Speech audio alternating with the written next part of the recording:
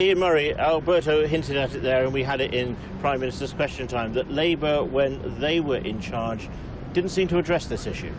Well, that is just plainly not true. And all the reports that have been produced showed that the action that Gordon Brown and Alistair Darling took when they were in number 11 Downing Street will raise 10 times more in this Parliament than the measures that the Conservatives have taken in the budget. But let's not have two bald men fighting over a comb here. The important thing is the principle of people paying a fair amount of tax. George Osborne said that this Google deal was a great deal. Well, it's 10 times less than's happening in France. And it's really interesting to hear Kirsten Oswald talk about the HMRC closures, because that's a huge issue. The very tax collection agencies have got 11,000 fewer staff.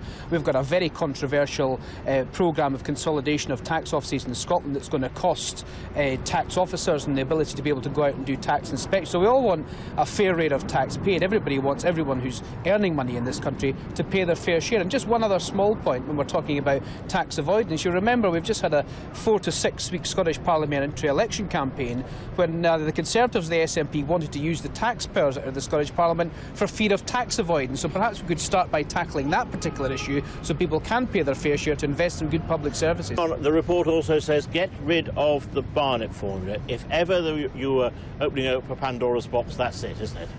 Well, that's the part of the report that I don't agree with. It's perfectly right for the House of Lords to produce that report. And in fact, if it wasn't for the House of Lords in this particular Parliament, we wouldn't have been able to stop tax credit cuts. We wouldn't be able to change the government's mind on a whole host of issues, including cuts to the most vulnerable. So whilst I agree with Kirsten Oswald that we would rather not have an unelected chamber, whilst they're there, let's use them for the purposes of making people's lives different. But the important thing in that report that I think is worth emphasising, that is slightly piecemeal, and that's why we're calling for, and we'll be setting up, a Labour Constitutional Convention to look at devolution across the whole of the UK. But the other bit in that report that was quite important and be quite important for viewers is the bit that says that we have to do much, much more to inform and educate the public about which Parliament has responsibility for which powers, because there's no doubt the Scotland Act creates one of the most powerful devolved parliaments in the world, and we need to make sure that the public realise who has responsibility for what. And it's really interesting that Alberto and Kirsten again both talk about the deficiencies or the good points of devolution of powers, but neither of the parties want to use Jeremy them. Purvis, as the only member of the House of Lords, I suppose it falls to you to defend your colleagues. No, I want this to be a democratically elected chamber,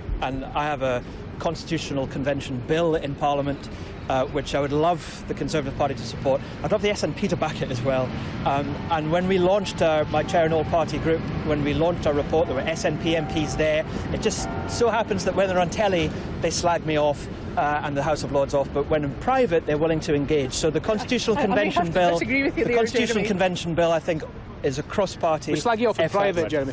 Is a cross-party effort to bring consensus, and surely consensus can be brought together by this. Okay, really then, to try and cause consensus and help the cause of consensus, I'm going to give you a chance now, all of you, not to be on telly. I'm going to say Jeremy Purvis, Ian Murray, Kirsten Oswald and Alberto Costa, thank you very much.